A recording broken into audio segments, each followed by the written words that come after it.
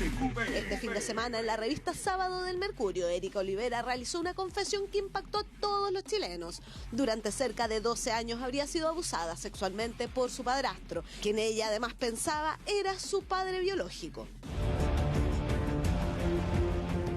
Debo haber tenido 5 años la primera vez que me abusó en el campamento. El dormitorio estaba empapelado con un papel mural rojo tipo craft. Él mismo lo había forrado. Él empezó mostrándomelo como un juego, con caricias, y después fue avanzando. Esa primera vez no entendí lo que pasó, era una niña, no cachaba nada. Él siempre decía que eso nadie lo tenía que saber.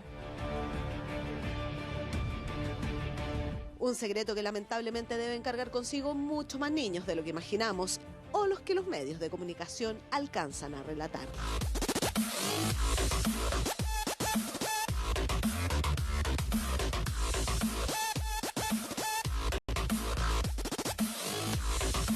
Así este fin de semana, dos conocidas mujeres, el sábado Erika Olivera y el viernes en la revista Caras, Catherine Salosny, hablaron de la traumática experiencia de ser víctimas de abuso en la infancia. Yo no tuve padre, sencillamente. No tengo ningún vínculo y no me interesa. Es un personaje que hizo demasiado daño. Para mí hay cosas que son imperdonables. Así, a finales del 2005 se refería Katy Salosny a su padre y al abuso que habría comenzado cuando tenía tan solo 14 años. Hoy la animadora matinal revive la historia en la revista Caras, pero desde otra vereda, desde la ayuda social y su rol en el directorio de la Fundación para la Confianza, que ayuda a niños abusados. Ayudar desde la experiencia me sana y hace bien. Es una manera de devolver la mano, ya que para mí son temas que trabajé y están resueltos. Aunque las heridas siempre estarán. Hay muchos tabúes todavía de los que hay que hablar para erradicarlos.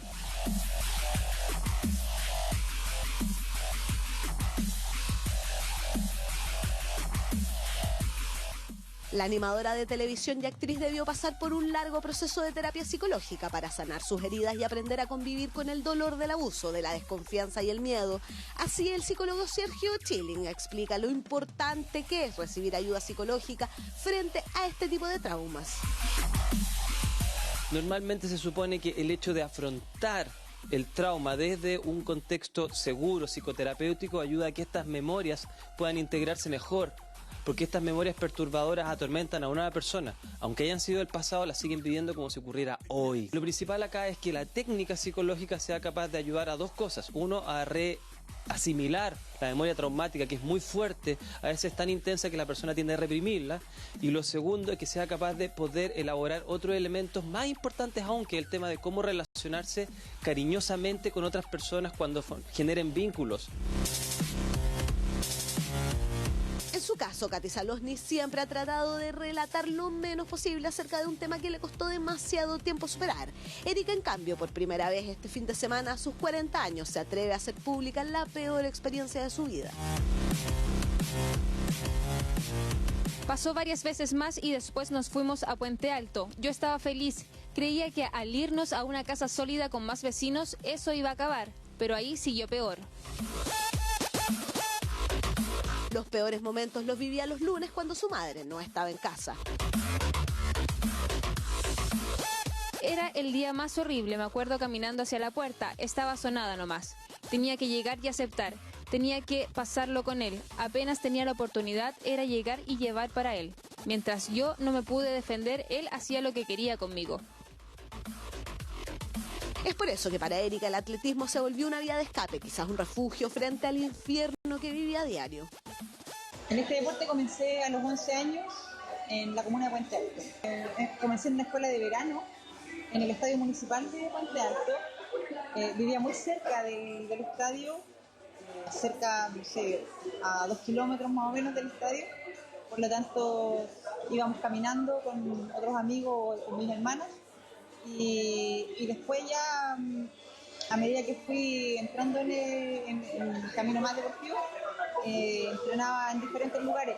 Bueno, antes del estadio municipal salía a trotar alrededor de la población, que es ahí realmente donde empecé mis primeros pasos como atleta. Claro que también un arma de doble filo.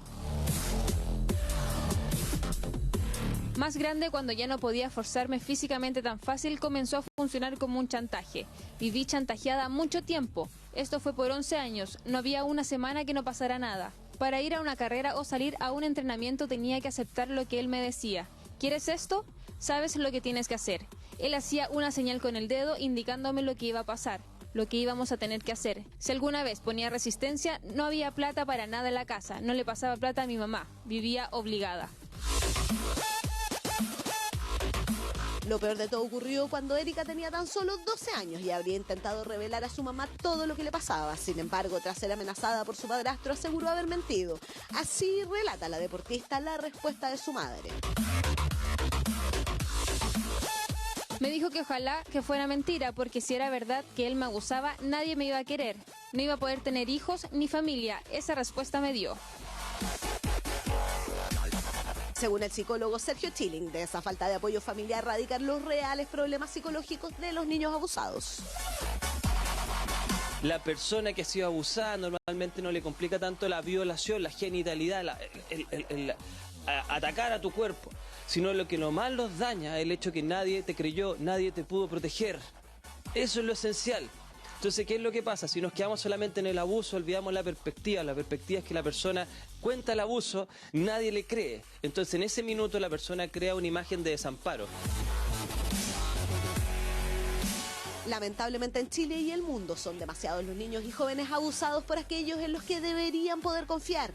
Quizás los testimonios de estas dos importantes mujeres del deporte y las comunicaciones puedan ayudar a muchos como ellas a superar los miedos y contar su verdad. Muy importante que estas figuras públicas lo hablen, porque muchas personas van a decir, oye, a mí también me pasó, puedo superarlo, pero para superarlo necesito darme cuenta de que hay personas, hay familias que son capaces de entender esta situación y protegerte. Quizás no fue mi caso. Entonces lo esencial es no quedarse en lo genital, en el abuso, y darse cuenta que estas personas sufrieron de una familia que no las protegió. Hay que ponerle ojo a esto, para que los niños aprendan a decir, para que los niños no tengan miedo y no esperen 20 años en tener que denunciar. 20 años después ya no tiene, prácticamente a mi juicio no tiene sentido. Hay que enseñar a los niños a perder el miedo. Y esto tiene que partir en los colegios también, en los jardines. Hablen, cuenten, digan. Esa es la forma, digamos. Y generalmente los abusos sexuales, fíjate tú, que pena más grande es de un familiar. Eso es lo más terrible. Valoro mucho que Erika revele temas que son tema nacional. El tema del abuso está mucho más presente de lo que la gente cree y no se habla por vergüenza o muchas veces por miedo. Y creo que Erika está en una posición hoy día que puede poner este tema en la pauta nacional a través de su lamentable experiencia, y eso yo lo valoro mucho. Terrible. Una historia terrible, dramática y ella muy valiente en querer contarlo y comentar parte de su vida. Una mujer que ha conseguido mucho, una mujer súper luchadora. Y me queda solo mandarle mi abrazo, mi reconocimiento.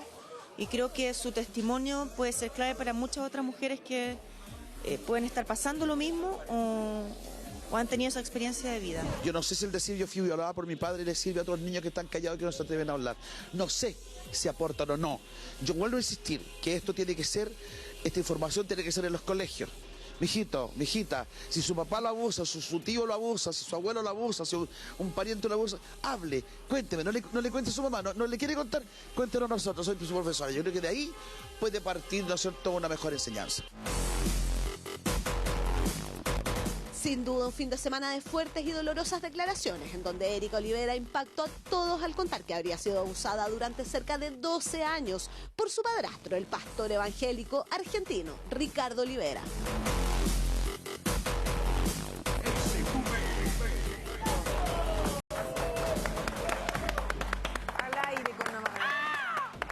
¿Cómo están? Bienvenidos. Las cifras del Ministerio de Salud hablan de lo siguiente. 1 de 4 mujeres ha sido abusada en nuestro país. El 75% de los abusos a menores son realizados precisamente a mujeres, como le sucedió a Erika Olivera y a Catherine Salosny. 2 mujeres tremendamente famosas en nuestro país que se atreven a hablar, que se atreven a dar la cara, que muestran su valentía. ¿Para qué? Para ayudar a que estos casos no se siguen repitiendo en las casas de nosotros los chilenos. Con esta información vamos a abrir este capítulo de SQP y esta semana, por supuesto, acompañándolos durante todos los días al mediodía, como siempre.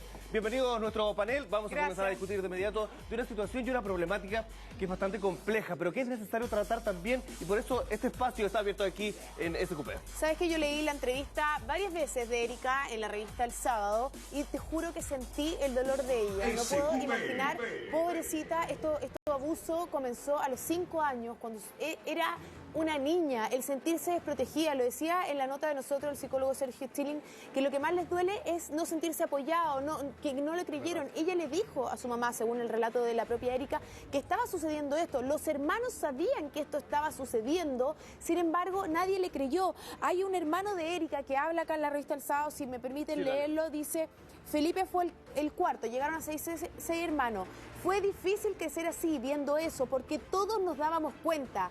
Él es mi papá, pero lo que hizo es lo que hizo. Él se encerraba con la Erika y sabíamos lo que pasaba. Ahí lo vimos. Éramos chicos, pero debimos hacer algo. Mi mamá fue siempre muy sumisa a él. Lamentablemente, y tú decías la cifra, 1 de cada 4 mujeres ha sido abusada en nuestro país. Y ojo, porque los abusos siempre ocurren, porque uno piensa de repente que es una persona ajena. Puede ser, pero está demostrado por los estudios que a veces, casi siempre es un pariente, un amigo cercano a la familia. Sí. Por lo tanto, nunca nosotros como mamá tenemos que bajar la guardia, nunca no creerle a nuestros niños. Por algo nos están diciendo eso. Además, los niños también se manifiestan de otra manera. La misma Erika lo contaba, que incluso se hacía pipí en la cama hasta muy ya era grande, tenía unos 12 años. Los niños siempre manifiestan eso. Por eso yo llamo a todas las mamás a tener mucho más ojo aún para evitar este tipo de abusos. Sí, sabemos de la rabia, del dolor, obviamente lo comentamos durante el fin de semana al leer esta entrevista de Erika Olivera. El caso de Catherine Saloni, que también vamos a compartir con ustedes, que dio esta entrevista a la revista Caras, donde da cuenta precisamente también de una situación muy similar a la que tuvo que vivir, pero lo de Erika claramente ha sido, yo creo que una noticia que nos ha remecido a todos durante el fin de semana, y además dar cuenta de lo liberador que puede ser para ella en este minuto. De hecho, lo comentaba en la entrevista, que después de los 40 años se atreva a contar esto, a pesar de que el delito se haya prescrito. Sin embargo, ella denuncia y da cuenta también de quién es la persona con la que tuvo que crecer.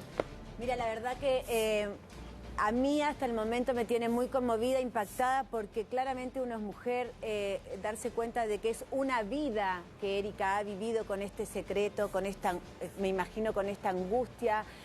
Hoy en día sí puede ser muy liberador para ella comunicarlo, y claramente para que ella es un referente, para que la sociedad siempre esté atento a estas cosas, que nosotros como madre, como familia, podamos ver que a casos como el de Erika, como el de Katy Saloni, mujeres que están en el mundo de las comunicaciones, que están ahí, también han sido víctimas y son como las personas que están en la casa. Entonces, eso te da una fuerza interior, pero sin duda que yo creo que Erika, hasta el día de hoy, por más liberador que sea, lleva esto y lo va a llevar de por vida, porque... Era una niñita.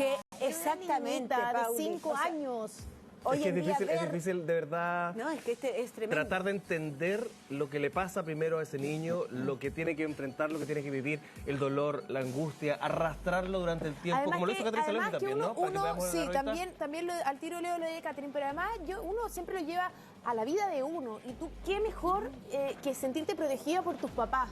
Y si eso no ocurre, acá ella cuenta que le dice que a los 12 años ella se aburrió, que ya nada más. Recordemos que ella misma dice que a los 5 años comenzó esta pesadilla, esta tortura, y dice que a los 12 años Erika cuenta que develó por primera vez los abusos. Imagínate, a los 12 años recién, y se lo contó a su mamá. Erika dice: al otro día este señor me dice, le contaste a tu mamá, tienes que decir que es mentira lo que dijiste. Si no lo haces, no vas a ver más a tus hermanos ni a tu mamá, te vas a ir a un internado. Yo me asusté, creí que si lo seguía acusando me iba a pasar todo eso, y le dije a mi mamá que había dicho una mentira. Pero yo tenía 12 y me seguía haciendo pipí en la cama, y siempre que mi mamá salía de la casa, yo le rogaba para acompañarla. No entiendo cómo no le entró al menos la duda. Era tan fácil, cosa que me llevaran a un doctor y se hubiera confirmado todo. Me duele el alma, de verdad, y me emociono leer este relato, leer ese pedacito, porque cómo se debe haber sentido. Yo creo que por mucho que nosotros empaticemos, no vamos a lograr ponernos en el pellejo de ella, y yo vuelvo a hacer el llamado, que cuando tus hijos te dicen algo, de verdad hay que ponerle atención. Y lo dice Erika, lo dice... No, y ahí hay un tema ¿cómo muy no le entró importante? la duda, no haberla llevado al doctor? Claro, lo que pasa es que también tenemos que entender que, bueno, en mi caso yo desconozco la situación de la familia, la situación económica, pero si bien uno escuchaba la nota donde le decía... Claro, entonces ahí hay un tema también delicado, porque hay veces que las mujeres no tienen la posibilidad de poder ir. Pero pasan todos los estratos sociales el abuso, por eso hay que tener mucho cuidado. Se conjugan distintos factores, porque, o sea, está el factor evidentemente central que es el abuso, pero junto a eso también se conjuga el factor de que ella no se entera hasta muy grande, lo comenté en la entrevista, que esta persona no era su papá biológico, se entera que su papá biológico era una persona casi al voleo, abriéndole un portón cuando iba a entrenar. Comenta incluso que esta persona le dice, oiga, yo conozco a su mamá, sabe que nosotros tenemos una relación, y ella dice, yo soy su papá, y ella se entera muchos años después. También ella tiene una carga gigante, porque a esta persona finalmente que le quita su figura paterna directa, dice, gracias a él, o por culpa de él un poco en el fondo, yo tuve que vivir todo esto con este pastor. Y también se conjuga, que es otro factor que el público tiene que tener presente, cuando uno está en una relación donde al hombre de la casa, si se quiere, o a la figura paterna, o al que maneja, digamos, el grupo familiar, se le ve y se le pone en un estatus superior al resto del equipo, digamos, al resto de la familia.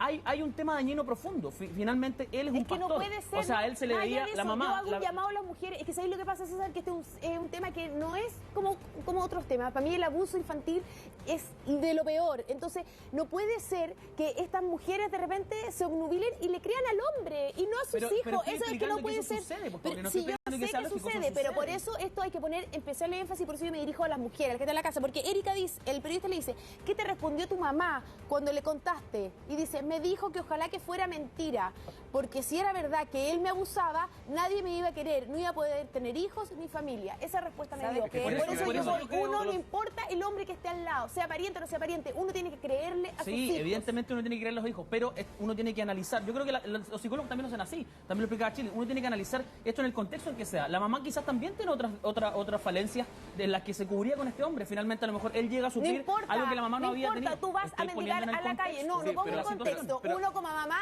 tiene que defender a sus niños, cueste lo que cuesta, tenga que estar con los dos durmiendo yo en la calle. Todas las personas traemos una carga psicológica que llega a un punto donde efectivamente tiene que ver en un equipo de trabajo, ver en una familia cómo se van conjugando los factores. Finalmente, esta señora a lo mejor tenía, no sabemos nosotros, porque ella no ha querido hablar con la prensa. El elemento externo aquí yo creo que es fundamental. Es cierto que pasa muchas veces, y quienes les ha tocado ver, y según las investigaciones y los reportajes que hemos visto, generalmente es un elemento externo el que acusa, porque la mamá, los hermanos, nadie se atreve a hablar. ¿Por qué? Porque hay una relación de sumisión, ¿no? Eso es finalmente lo que pasa cuando uno tiene temor. El abusador lo que hace es intimidar al niño. Sí. Y eso ustedes lo pueden ver en la UNICEF, que siempre hicieron una campaña también con comerciales, siempre están preocupados de que no haya abuso infantil, y otras cuantas instituciones. Y ella decía, en octavo básico ya me sentía tan enojada que estuve a punto de contarle a mi profesora jefe, la señorita Silvia.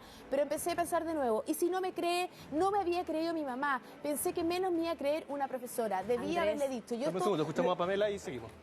¿Sabes lo que pasa? A ver, yo estaba escuchando atenta a la Pauli. Yo soy uno que es mamá, obviamente estos temas te llegan mucho más fuerte cada vez cuando se toca a un niño. Estoy muy de acuerdo en que creo que uno como mamá tiene una responsabilidad enorme, sobre todo cuando estás criando, y el creerle y en la confianza. Por eso cada vez uno tendría que tener más confianza con los hijos y hablarle las cosas como son.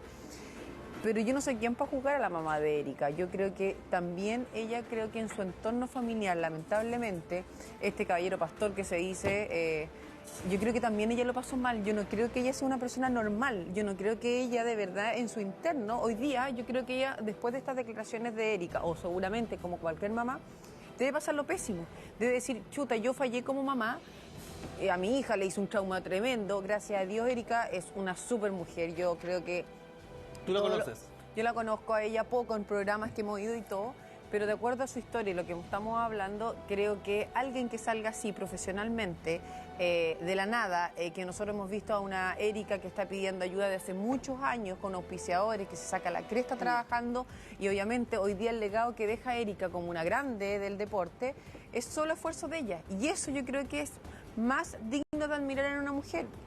No, y más que un esfuerzo, también una escapatoria. ¿Se imaginan lo que significa Sí, una pero- maratonista que en el fondo Pero con todo ese paso problema- a paso va tratando Que de ¿sabes dejar qué? atrás Yo no esa Pero con angustia, ese ese problema, dolor. pero con ese problema ella podría haber caído en otra cosa. Y Claramente. gracias a O sea, Dios, pudo, claro, sobreponerse a esa situación y sola, porque ni siquiera estaba con una mamá al lado. O sea, Nadie. yo creo que cualquiera de nosotros nos le llega a pasar algo a nuestro hijo, nosotros damos la vida. Yo creo que es el sentimiento más irracional que podemos tener es con nuestros hijos, incondicional Ay, totalmente. Entonces yo creo que hoy día también la mamá está sufriendo, más allá de lo que está pasando. Sí, que yo no me Y estoy ese refiriendo sufrimiento, solamente solo a una cosa, este caso. Pauli. Es que yo no estoy estigmatizando a la gente a lo mejor que tiene escasos recursos. Esto ocurre en todas las clases sociales. Y el es otro se calla más. transversal. Sí. El abuso es así. Y a eso es lo que yo hago el llamado. Independiente de la mamá de Erika Olivera, porque este es el testimonio de Erika, yo hablo de proteger a nuestros niños, a todas las mamás que están ahí, a creerle siempre a nuestros niños antes que a una pareja que uno pueda llegar a tener. Oye, pero ¿sabes qué? Ahora, estaban hablando de del sufrimiento de la madre, de Erika, o madre, víctimas, ¿no? Y yo me pregunto, este hombre al día de hoy está libre, Está vivo. está vivo.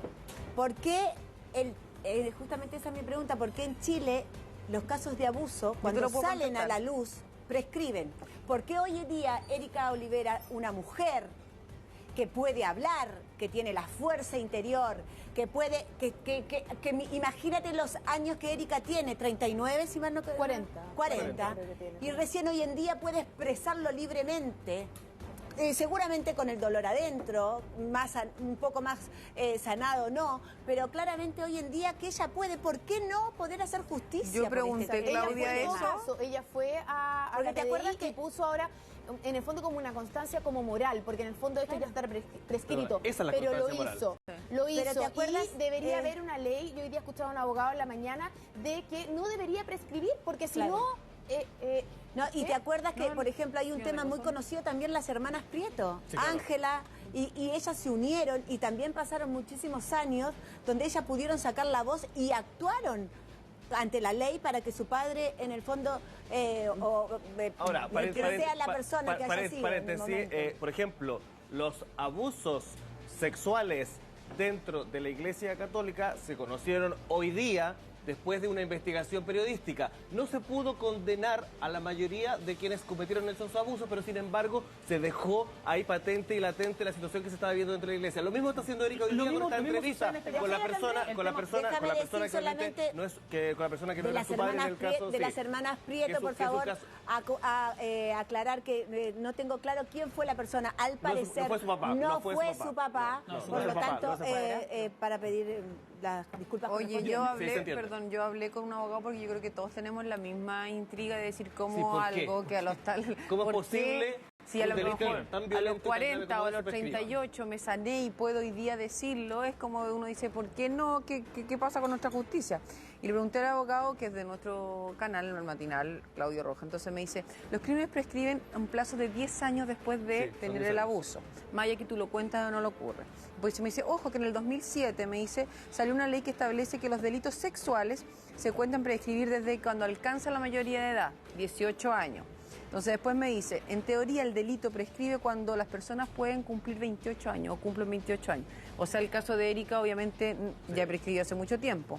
Dice, solo los crímenes, dice, de lesa humanidad no prescriben, o sea, un secuestro y otras cosas. Pero En el- esto En prescribe el y no caso hay de las ninguna hermanas vuelta Prieto atrás. fue el padrastro. Y yo en ese caso, que hoy día está mi madre mirándome desde la casa, le quiero agradecer porque fue una mujer que se postergó toda su vida a poder compartir el mismo techo con una pareja, justamente por cuidar a sus dos hijas. Esa era la visión de ella, que yo puedo estar o no de acuerdo, pero muchas veces, como en este caso de las hermanas Prieto, por ejemplo, que fue el padrastro, como en el de la Erika Olivera, que también fue un padrastro. O sea, ahí es donde muchas mujeres tenemos el temor de rehacer la vida. Porque hay muchas madres solteras también que nos están mirando, que tienen familia, Pero que ¿sabes dicen qué? si No meto son- un sí, extraño a sí, la pero no casa. es solo Porque eso. muchas A veces veces son la los propia hermanos, familia. sí, Por pero eso. en los estudios, ahí está, entonces, independiente que tú puedas rehacer Tíos, tu vida o hermanos, no, son primos. tíos, son hermanos, Curas. no sé qué. Entonces, de verdad, como que uno entra en una psicosis y puede pasar. Pero por eso yo encuentro que la comunicación con los niños es fundamental, sobre todo de la mamá. Yo siempre hablo con mis niños y les digo, yo tengo hombre y mujer y hablo con los dos por igual. Y les digo, digo, nunca que los amenacen de que no cuentes esto porque le voy a hacer algo a tu mamá. Yo le digo, a mí nadie me va a hacer nada, aunque me vean como una superhéroe, le digo, a mí nadie me va a hacer nada. Tú siempre ten la confianza de contarme lo que te sucede, lo que te angustia, porque estas cosas los angustian. Sí. Y a veces le dicen, vamos a matar a tu mamá si tú cuentas tal cosa. Perdona, hay una situación donde explica ella dentro de la entrevista lo sanador que ha sido para ella este momento, el de moralmente dejar en claro y a la vista pública quién es la persona con la que tuvo que convivir, quién es la persona de la cual fue víctima de violencia desde los 5 años. La Mañana de Televisión habló con Erika Olivera a través del teléfono. Queremos compartir con ustedes esta conversación. Luego seguimos debatiendo un tema que es tremendamente importante para ustedes, para nosotros, para que este sea un país mejor. Siempre pensé hacerlo una vez terminada mi carrera como deportista. ¿Y por qué terminada mi carrera como deportista? Simplemente para entregar el mensaje y decir que a pesar de las cosas horribles que nos puedan pasar en la vida, siempre hay una salida, siempre hay una luz que nos puede guiar. Mira, yo no soy quien para juzgar a mi mamá ni a ninguna mujer que calle estas cosas. Yo lo único que puedo decir es que tal vez ella en ese momento no tuvo la opción o no supo afrontarlo. En realidad no tengo esa respuesta.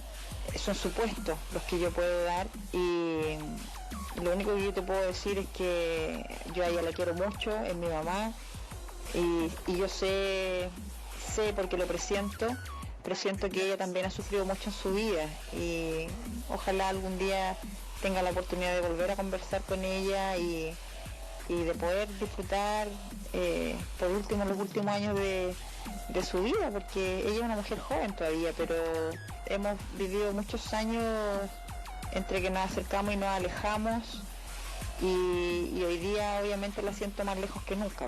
Sí, yo creo que todas estas personas actúan de la misma manera y obviamente uno cuando uno es niño uno no puede luchar contra una persona que es mucho más grande que tú, que tiene una fuerza más grande que la tuya. Simplemente estás muy vulnerado. Lo que sé es que él tampoco me quiso reconocer, entonces no conozco la versión de él, pero por ahora no, yo estoy bien como estoy, yo hice mi vida, formé mi familia y para mí mi familia hoy día son mis hijos y mi marido, mis hermanos que están cerca de mí, pero nadie más, pues, o sea, yo tengo que cuidar lo que tengo hoy día. A los 19 años se lo conté por primera vez a que era mi entrenador. Es algo así que yo he superado. No tengo rencor, no quiero vivir con odio, pero jamás perdonaría a ese hombre, o sea, nunca, jamás. Bueno, ahí está el testimonio de Erika Olivera, que durante la mañana, hoy en nuestro canal, hace precisamente referencia a una situación que Paulina ha dejado, ha abierto la discusión respecto a la mamá, una situación que para ella, obviamente, ella dice que tiene mucho cariño por su mamá, a pesar de que la relación al parecer es distante, que su familia hoy día son su marido y sus hijos. Pero también yo creo que hay que abrirse a tratar de entender y también a la posibilidad de que la mamá también era víctima, Lo ¿no? dice Erika, lo mismo que yo planteaba hace unos minutos, lo dice Erika en el contacto telefónico con La Mañana. Efectivamente, ella entiende que su mamá también quizás viene de un curso, de un camino de violencia, porque hay que entender, y a pesar de que se diga hasta el hartazgo, hay violencia que no es solamente física, la violencia física, que es en este caso los abusos, son absolutamente brutales, pero hay una violencia psicológica que es muy potente, que cuando una persona se posiciona dentro de un núcleo familiar, mandando y comandando a este grupo humano, esa persona puede violentarlos como deseen. Finalmente los hermanos dicen, oye, nosotros sabíamos que Erika tenía que ir a entrenar y tenía que hacer algo. Nosotros sabíamos que si no, Erika no hacía algo con esta persona, que es nuestro padre, o sea, ellos reconocen que la persona tampoco es su papá. Finalmente tiene que hacer esto. Algunos hijos sí, pero no todos. Y dice Erika en la entrevista que el 2010, el diciembre del 2010, se juntan en la mesa y ella trata de encarar a esta persona. Le dice a su padrastro, cuenta y di la verdad. Y él le dice, bueno, ¿y qué? ¿Y qué tanto? ¿Qué quieres que te diga? Finalmente ella le comenta al hermano, que es la persona que más también se choca con esta situación a cierta edad, le dice, sí, finalmente le reconoce que efectivamente abusó de ella. Ella dice, con esto yo me siento más tranquila, porque ella efectivamente logra rehacer su vida, ella tiene su familia. Cuando le comenta a su entrenador, lo comenta también en el contacto telefónico, el entrenador le baja el perfil, el entrenador dice, yo pensé que era un caso puntual, nunca me imaginé que era algo tan porque tampoco se había atrevido a contarlo, si cuando lo contó nadie le creyó. Es que no, sí, pero más allá del contexto, eso es lo terrible, fueron años de abuso. Lo que yo digo con esto es que insisto, seamos, escuchemos a nuestros niños, siempre hay que creerles a ellos antes que cualquier pareja, tío o lo que sea. Mira, acá ella dice, en el patio de la casa de Puente Alto había un árbol frutal, hoy talado. En el barrio se corrió el rumor de que tenía unas semillas venenosas. Erika dice, en mi inocencia pensé que era verdad. Este hombre tomaba mate y se las metía ahí esperando que se muriera, pero obviamente no pasó nada, dice Olivera. A ese punto llegué, le agarré mucho odio a la religión, me mandaban a retiro a las Vizcachas, me enseñaban la palabra de Dios y tenía que ver a este hombre predicando y actuando completamente distinto conmigo. Me llegué a convencer de que él era el demonio. Cuando me desarrollé, me empecé a preocupar también de si me embarazaba. Muchas veces pienso que pude terminar en la cárcel porque llegué a ese punto y hubiera sido una delincuente, porque no me hubiesen condenado por defenderme de un violador, sino por asesinato. Esas cosas llegué a pensar, ¿lo mataba a él o me mataba yo? Pero ves que es lo que digo yo, hay de fondo, hay un tema mucho más potente, que efectivamente el abuso existe. Yo coincido contigo en que uno tiene que creerle a sus hijos, evidentemente, pero de fondo hay un tema que cruza la familia, que no solamente se detiene en Erika, finalmente él es violento con la mamá de Erika, él es violento con el resto de los hermanos. Sí, pero las mamás somos las mamás, y las mamás siempre tenemos que estar como una leona defendiendo a nuestros niños. Pero a lo mejor su mamá no tenía los 5 sentidos de la cabeza. Pero por eso yo estoy diciendo, a mí no hay nada que lo justifique. ¿Cómo voy a justificar que no sé si la hija le dijo? Pero es que tú yo no lo justifico, estoy poniendo la situación en el contexto. El contexto, sí, Pamela. No es que uno justifique, si uno sabe como mamá hoy día que es una cosa que tú no puedes aceptar ni tolerar, eso lo tenemos clarísimo, pero yo también puedo entender que es una mamá y una familia muy especial, no es una familia normal, ya partamos por eso que si estamos hablando de que si tu hija... en muchas familias, entonces sí, pero ya algo está pasando en esa familia que el papá entonces es mucho más común de lo que la gente cree. Erika dice que el papá puede ser casi el mismo diablo,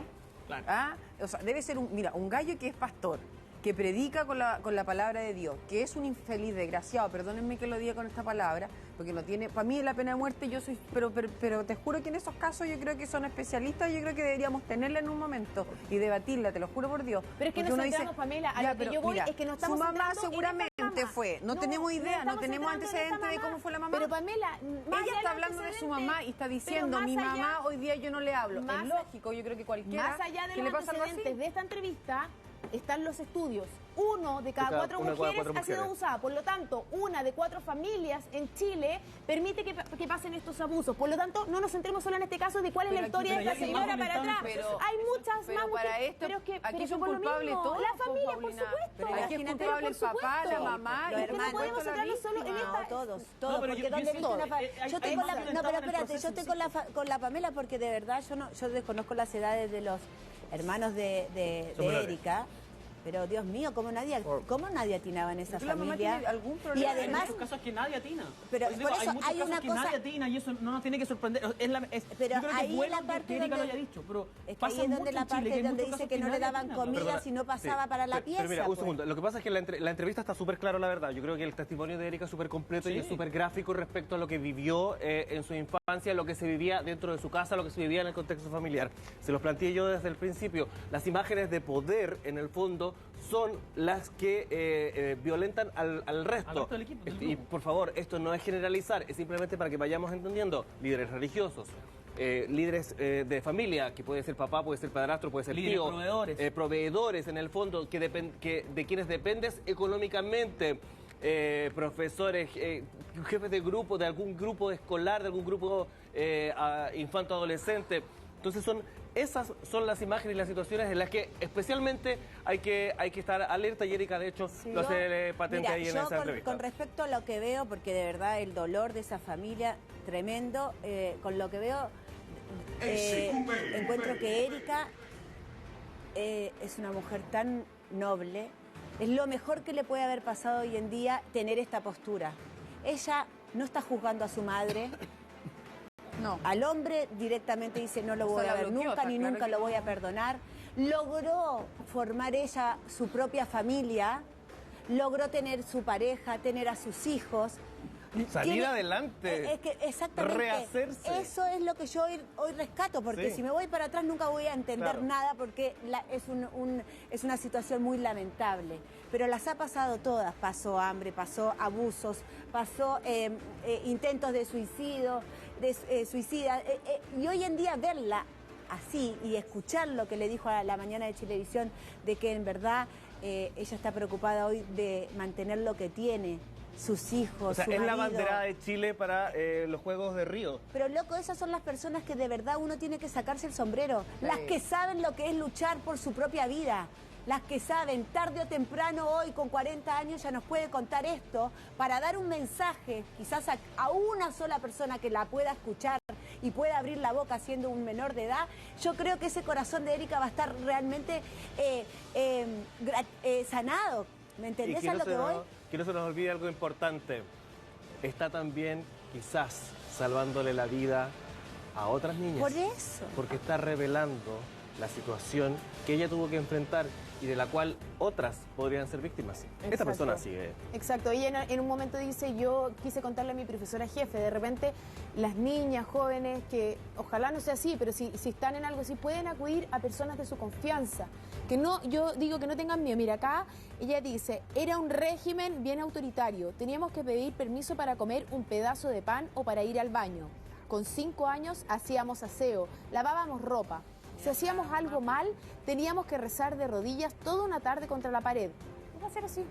El pastor a mi hermano lo tomaba del cuello, lo lavaba con agua fría. A mí me tocaba lo otro. Debo haber tenido 5 años la primera vez que me abusó en el campamento. El dormitorio estaba empapelado con un papel mural rojo tipo craft. Él mismo lo había forrado. Él empezó mostrándomelo como un juego, con caricias, y después fue avanzando. Esa primera vez no entendí lo que pasó. Era una niña, no cachaba nada. Él siempre decía que eso nadie lo tenía que saber. Pasó varias veces más y después nos fuimos a Puente Alto. Yo estaba feliz. Creía que al irnos a una casa sólida con más vecinos, eso se iba a acabar. Pero ahí siguió peor. Los lunes la mamá de Erika Olivera, como esposa de pastor, participaba en Las Dorcas, un grupo de mujeres evangélicas, pastoras, dedicadas a coordinar el servicio social. A la misma hora, su hija volvía del colegio a la casa de la población, Carol Ursúa, aterrorizada. Erika dice, era el día más horrible. Me acuerdo caminando hacia la puerta.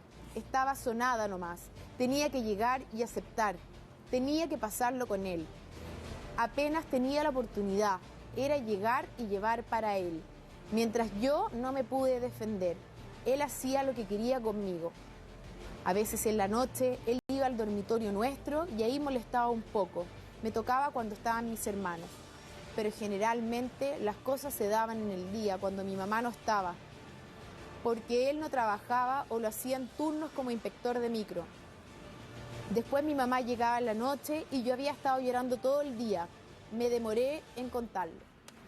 Yo creo que, o sea, insisto, son las palabras de Erika las que dan el contexto. Ellos tenían que pedir permiso para comer. Tienen que pedir permiso para hacer una cosa. Si no hacían eso, tienen que pagar arrodillándose, orando. Desde mi perspectiva, y esto el público pido que lo entienda, creo yo que cualquier tipo de ideal que uno siga, si restringe tus libertades hasta ese límite, te está haciendo daño. Yo creo que ahí uno como mamá, uno como persona mayor de edad, tiene que decir, algo le está pasando a mi hijo, seguramente le voy a generar un trauma. Y razón tiene Paulina, no hay justificación alguna, no hay justificación alguna, pero este contexto que está explicando ella nos sirve a nosotros para poner alerta, para poner atención. Exacto, O sea, y lo que entender quiero decir, entender algo que a lo mejor no se puede entender. Entender algo inentendible. No, sí te entiendo, sí, yo sé que estamos todos de acuerdo en lo mismo. Pero ponte tú, yo creo que de verdad, a ver, yo digo, obviamente el caballero el pastor, qué lindo nombre, es el primer culpable, está claro, de toda esta situación. Y la madre también, por no darse cuenta en un momento adecuado para poder salvar esta situación, porque si estamos hablando de que fue abusada a los 5 años, hasta los 12 años, no tengo entendido, ya más o menos Los 12 o los 17 años. Que ella dijo nomás. O sea, le pasa que ella, si aquí el punto es que ella le dijo a su mamá y su mamá no le creyó. Pero porque su mamá venía por un régimen de un padre o un esposo, un infeliz, que hacía miles de cosas que nosotros no sabemos. Maya, yo por eso te digo, Pauli, yo de verdad no se justifica, pero tú, de acuerdo a lo que estoy leyendo, me dice, ¿qué pasa en esa casa? Si eso no es normal. Exacto. Es normal que pidan permiso para comer. Pero ¿sabes cuál es mi punto? Yo entiendo lo que tú me estás diciendo, pero los abusos sexuales hacia los niños no solo ocurre en gente que a lo mejor lo ha pasado mal, en su infancia, gente de escasos recursos, ocurre en todos los estratos sociales, con gente de toda educación, o sea, incluso, y son casos que hemos sabido. Entonces, a eso voy yo. De repente, claro, uno puede entender, yo no lo entiendo, pero puede entender quizá esta situación. Pero hay en otras ocasiones en que de verdad las mujeres se ciegan, en algunos casos, por parejas nuevas y se niegan a ver, o un tío o un no sé qué, y se niegan a ver que sus hijos están siendo abusados. Claro, porque no hay eso voy yo. Porque más a que, eso, porque no es a el, lo no es el general, amor, a lo general. Hay una obsesión con la persona que está a su enfermedad. lado, que más que el amor, que hace que en el fondo dejen a sus hijos de lado. Solo una cosa, algo que pasa que es muy común de ver quizás, en los colegios, en los jardines, la guaguita que es rica, vamos dándole el besito en la boca. Yo le prohíbo a mi hijo que den besos en la boca. Son cosas menores. Es más, ahora pero se uno dice tiene que estar en todo eso, los besitos en la boca con la tía del jardín, con el otro compañerito, con los adultos, eso no corresponde, la palmadita en el potito. Uno le decía tía antes a los profesores, ahora está prohibido, incluso a las personas que los trasladan, etcétera, hay que decirle por el nombre. Y no se puede decir tío, porque si no, antes ocurre que decía, es que el tío tanto me hizo tal cosa, y no se sabía quién era. Entonces ahora, por el nombre, o profesora, o miss, o maestra. Mira, acá dice, el hermano de ella dice... ¿Qué edad tiene el hermano de ella que tenía? Felipe fue el cuarto. Felipe era hijo de este matrimonio en el fondo. Más chico que Erika. Claro, dice, fue difícil crecer así, viendo eso, porque todos nos dábamos cuenta. Él es mi papá, pero lo que hizo es lo que hizo. Él se encerraba con la Erika y sabíamos lo que pasaba ahí. Lo vimos. Éramos chicos, pero debimos hacer algo. Mi mamá siempre fue muy sumisa a él. A los 12 años, Erika Olivera cuenta que develó por primera vez los abusos. Se lo contó a su mamá. Al otro día este señor me dice, le contaste a tu mamá, tienes que decir que es mentira lo que dijiste. Si no lo haces, no vas a ver más a tus hermanos ni a tu mamá. Te vas a ir a un internado. Yo me asusté. Creía que si lo seguía acusando me iba a pasar todo eso y le dije a mi mamá que había dicho una mentira. Pero yo tenía 12 y me seguía haciendo pipí en la cama. Y siempre que mi mamá salía de la casa, yo le rogaba para acompañarla. No entiendo cómo no le entró al menos la duda. Era tan fácil, cosa que me llevaran a un doctor y se hubiera confirmado todo. Periodista le pregunta, ¿pero qué te respondió ella cuando le contaste? Erika dice, me dijo que ojalá que fuera mentira, porque si era verdad que él me abusaba, nadie me iba a querer, no iba a poder tener hijos ni familia. Esa respuesta me dio. Periodista le pregunta, ¿no volviste a contarle a nadie? No, dice Erika. En octavo básico ya me sentía tan enojada que estuve a punto de contarle a mi profesora jefa, la señorita Silvia. Pero empecé a pensar de nuevo. Y si no me cree, no me había creído mi mamá. Pensé que menos me iba a creer una profesora. Debía haberle dicho. El régimen en su casa del Pasaje 15 se fue haciendo cada vez más estricto en lo religioso. Estaba prohibido el pelo corto y los pantalones. Las desobediencias se seguían pagando con castigos físicos como sesiones de sentadillas. A los 12 años, Erika Olivera comenzó a practicar atletismo, lo que le significó más problemas en la casa. Era, como todas las otras, considerada una actividad mundana. Empezó de a poco, trotando al lado de la micro que llevaba a su mamá al centro de Puente Alto. Después empezó a ir al Parque O'Higgins, donde la conoció el técnico Ricardo Opaso. Estaba a medio camino entre niña y mujer. Me acerqué a hablarle y de inmediato capté que algo no estaba bien. En apariencia era tímida, pero no era eso. Era que tenía mucha desconfianza hacia los hombres, hacia todo. No hablaba nada. Desde que la conocí y fui su técnico, deben haber pasado casi 2 años. No se abría, dice Opaso, sentado en su casa en Punta de Tralca. Lo que comenta con el tema de Opaso, lo comenta también en la entrevista, que efectivamente él al principio no le cree y cree que esto se delimita a un hecho puntual. Él no entiende y también hace su mea culpa. Dice, yo creo que también yo cometí un error en esto, al no creer en su versión a su edad que esto se venía extendiendo por 10 años. Finalmente él pensó que era un tema puntual. Por eso también esto de contar, también uno tiene que saber y esperar contar con la confianza del otro, porque pasa lo que pensaba Erika. Cualquier indicio es para tomar acción de inmediato. O sea, aunque haya sido un segundo, es un abuso, una violación a un menor en este caso. Una situación que lamentablemente también tuvo que enfrentar Catherine Salosny. Lo habla precisamente en la última edición de la revista Caras. Durante el día viernes fuimos testigos también de una situación que ella ya había comentado, pero que lo hace aquí explícito en esta entrevista, donde habla cómo logró sanar las heridas también de ser víctima de abusos de parte de su papá. Eso, a la vuelta a la pausa. Ya volvemos.